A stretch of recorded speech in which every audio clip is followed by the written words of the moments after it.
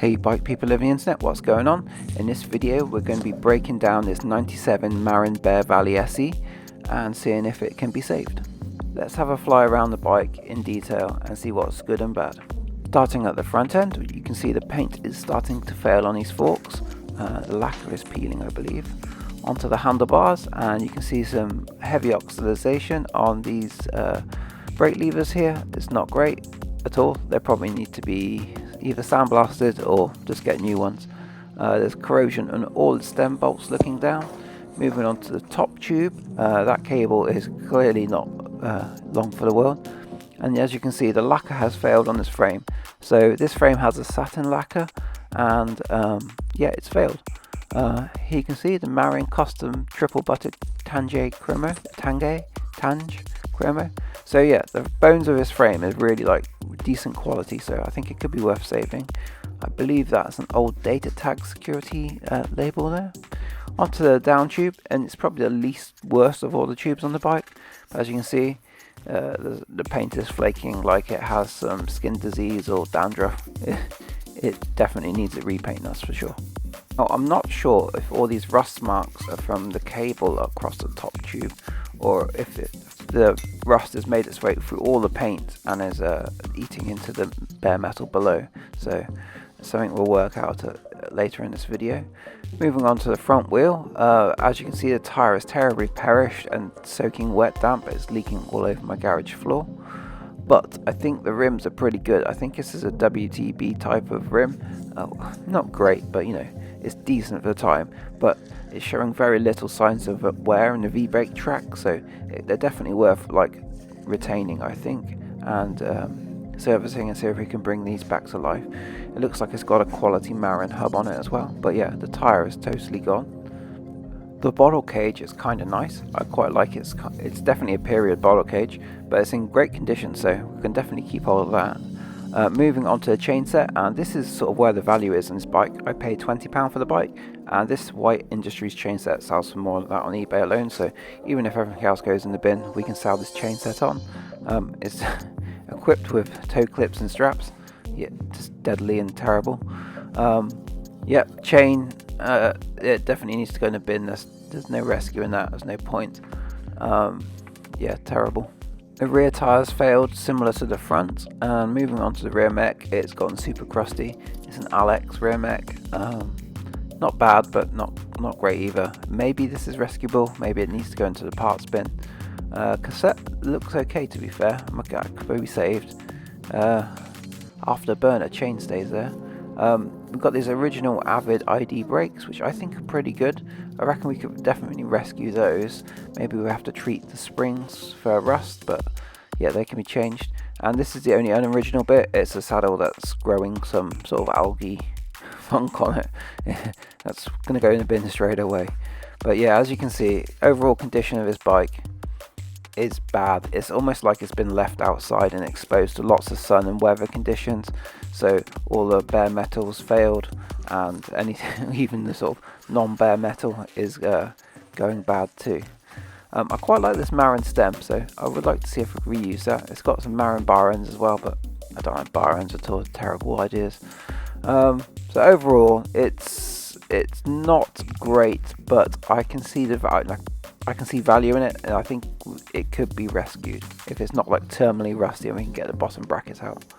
The V brakes are rubbing on his front wheel, so I can't really assess the quality of the bearings, but here's that sort of Marin front hub here, so yeah, I think that's pretty cool. So we're going to try to reuse that front wheel and rear wheel. We're going to try to reuse the real wheel set.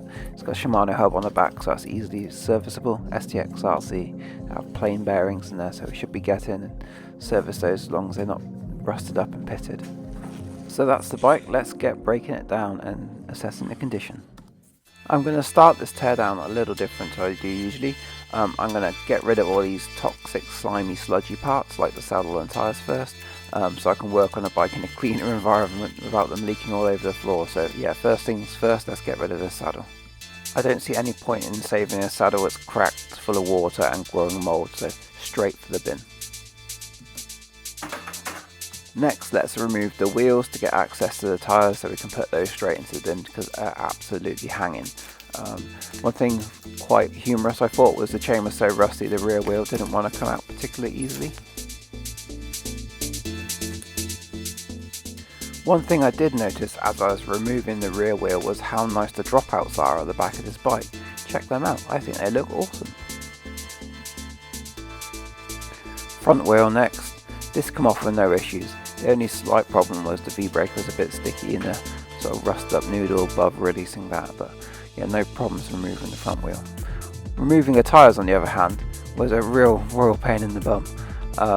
Yeah, they were just so crusty and sort of wore on the sidewalls, the tyre lever kept poking through, but eventually I got them off and they leaked mud and gunk and dust and all this disgusting stuff over my garage floor, and as you can see they're full of like, I don't know, I think they're composting themselves basically. Yeah, they're definitely not in a good condition and I wanted to get them out of my garage as soon as possible because they felt like a bit of a biohazard. With the tyres binned, let's move on and see if we can rescue this chain set off this bike. So let's start off by breaking the chain.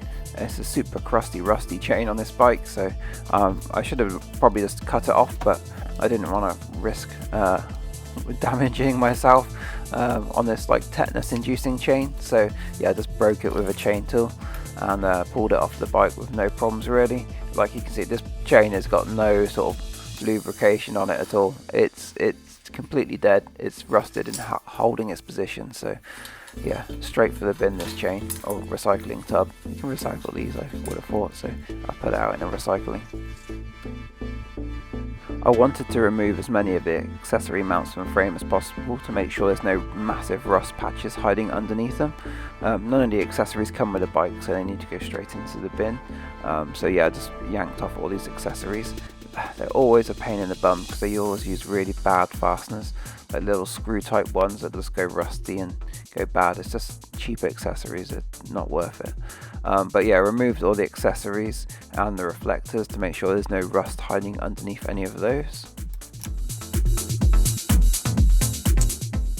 And the last thing I wanted to do in the first evening of the bike breakdown was to give all the rusty bolts a good squirt of WD-40 in the hope that it would aid removing of these bolts in the future in a day or two's time when I started working on the bike again, just to ease the removal of all the components, and hopefully any sort of rusty seized bits would come undone with no problems at all.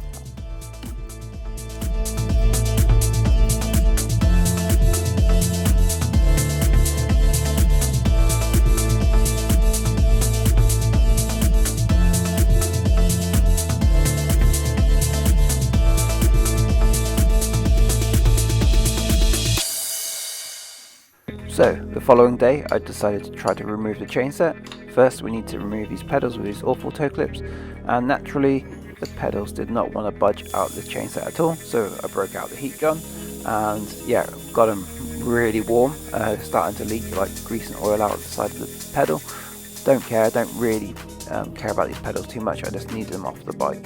And this is my really bad pedal spanner. So it's a normal spanner, but as you can see it's a little bit chewed up already, so I don't mind giving this one a whack with a mallet. And after probably about an hour of mucking around, whacking it and heating it, the pedal finally broke free, so I could remove the drive side pedal from the bike. The lesson to take away from here is always grease your pedal spindles. Onto the non-drive side now, and it was a similar story. The pedal was seized into the crank arm, so again out came the heat gun, and to remove the pedal it required a mallet and this knackered old spanner. Eventually it came off after maybe a good hour of trying, so there's probably 2 hours of investment just trying to remove the pedals from this bike, but we got there in the end. That's the most important thing, we got there. With all the problems we had removing the pedals, I decided that I wanted to give the chain set another dose of WD-40 before attempting to remove it. So yeah, I just cracked the crank bolt here and sprayed WD-40 in and around the spindle, or square taper, and yeah, around the chainring bolts as well, because yeah, I'm going to remove the chainrings. and then the same on the non-drive side. So yeah, crack the chainring crank bolt, and then give it a good squirt of WD-40 up the inside. Fortunately, these bolts come off with no issues at all. I noted there's no crank washers hiding under there. So yeah, we'll give that a good squirt of WD-40, and hopefully the crank will come off with no problems.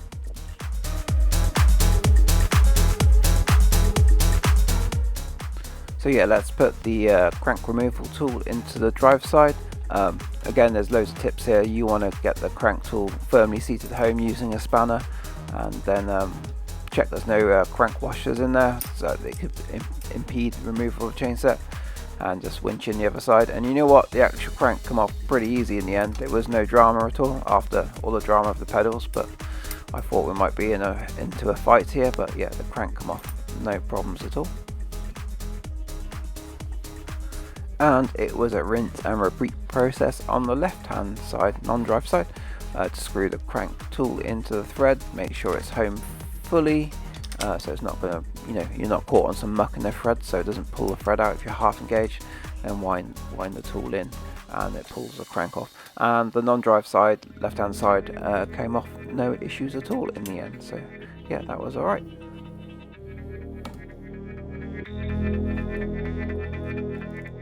So with the main troublesome areas of the bike removed, let's start stripping off all the other components. It should be easy-ish from now on. Hopefully there'll be no problems.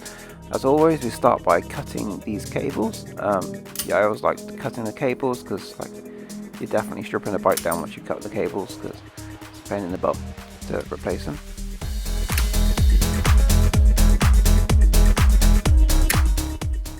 So the area we're going to start working on first is the controls. So I'm going to take the cables out of the brake levers and start removing all the controls from the bike.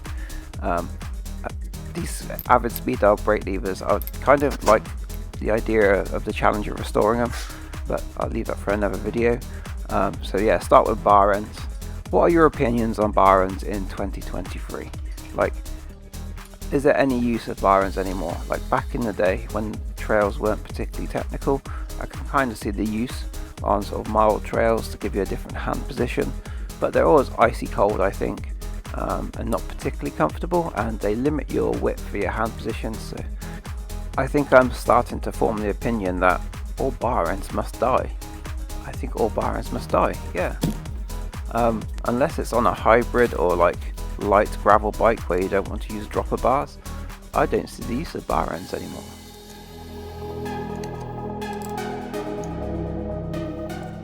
Moving on to the grips next, I'm going to remove these by using a Stanley blade and lightly scoring across the top surface. I'm trying not to penetrate the whole depth of the grip and scratch the bar when I do this. I think this is the best method of removing grips that you don't want to keep.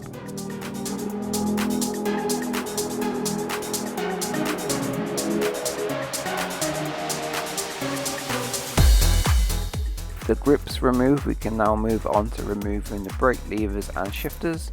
These all came off fine with no issues, despite looking rather oxidized and tatty. So yeah, they come off with no issues.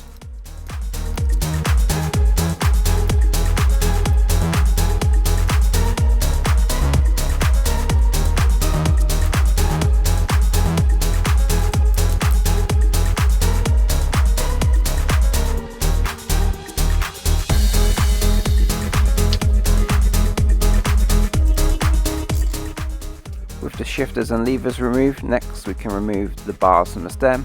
I was very keen to make sure the Allen key had a good purchase within the bolt here, because they're so rusted up, but they came out with no issues in the end, and the bars removed fine and dandy.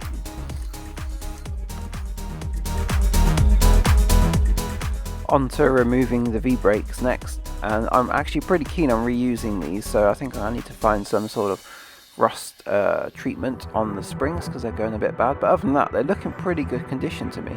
I think these are the type with no pins, so they rely on friction, so they can be a bit tricky to set up, but I think they look pretty cool. Some new pads, and these be as good as new.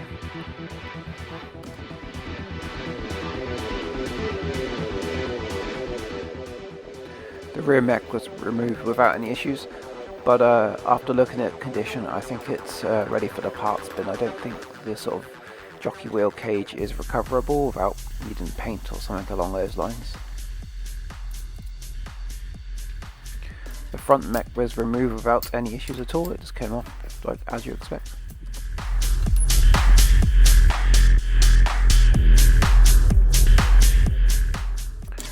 The non-drive side shell of the bottom bracket came out without any issues at all, which was nice for a surprise considering most of the bottom brackets recently have been stuck into the frames. However, as I moved onto the drive side bottom bracket cup, it was stuck into the frame and wouldn't remove. So what I did is I took the frame out of the stand, put it in some wheels because you can use like maximum leverage this way without damaging the frame or seat post, and then got the heat gun out and started to heat up the bottom bracket to aid its removal.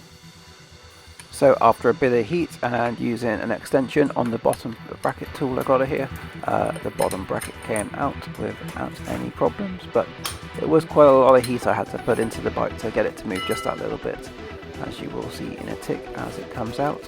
I pull the bottom bracket out and it hits the floor and starts smoking on the WD-40s on the floor, and all the oil is stuck in the frame.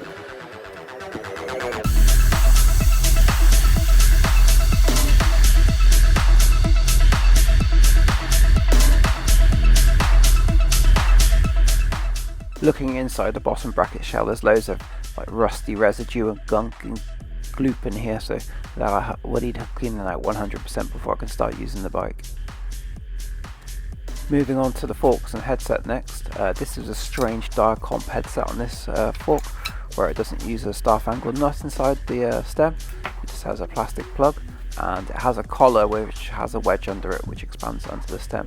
They weren't very good in a day, these headsets, so I'll be looking to replace this. But the stem came off without any problems, and it looks in pretty good condition, so maybe I'll reuse this. With the stem removed, all we have to do is unbolt this little collar, and that should release the forks pretty much. So that comes off, and as you can see, it kind of slides up and down that sort of wedge there, which keeps it all sort of compressed when in use. But yeah, the forks came out with no issues. And looking at the headset, it's pretty gloopy and gunky in there, but potentially reusable if it needs to be. But I feel like I would rather put a new headset into this bike because, like I say, I don't like this type of style of headsets. They're not very reliable at maintaining that preload. The bottom bearing race is also in a dirty, horrible condition, but you know, if you're desperate, you could reuse it. There's no pitting or rusting signs on it, so yeah, it's reusable. Last thing left to do is to remove the seat post from the frame and assess its condition.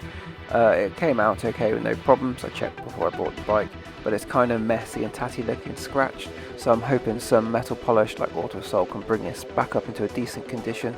Otherwise it's new seat post time. It's a bit scratched up as you can see on the side there, but it's not awful, so hopefully I'll be able to reuse this. So with the frame bare, what are we left with? As you can see, I've taken some nice photos of the bike here. It's pretty crusty and swampy, I think. This bike 100% needs a new paint job, or a new finish at least. As you can see, the lacquer has definitely failed, so it is 100% going to need some new paint job of some description to like protect the steel underneath. But I think the bones of this frame are really good, and it's definitely worth saving, so that's what I'm going to go ahead and do. I got a little experimental here with a scraper, and I just wanted to see how easy this lacquer scraped off, and the answer is not particularly. It kind of scrapes, but yeah, you wouldn't want to do this to a whole frame. You'd end up gouging the silver paint off underneath, so yeah, all this paint and lacquer needs to come off. I do have an idea to turn this into a gravel bike, so I did a quick mock-up with some parts I had kicking around. I think it looked badass, so I think this might be a direction I take the build in the future. So please join me next time, where we'll be stripping the frame of all the paint and getting extremely experimental with a paint finish I've not seen anybody else do yet on YouTube. So yeah, here's a little sneak preview of that. If you haven't already, please do the like and subscribe thing, and if you're enjoying this, give it a like. It'd be very helpful. I'm not getting all the views at the moment, so yeah, if you like this and want to follow along, please like. The next episode will follow up quite shortly. I'm just painting this right now, this weekend. So yeah, I'll see you in the next episode. Thanks for watching. Cheers.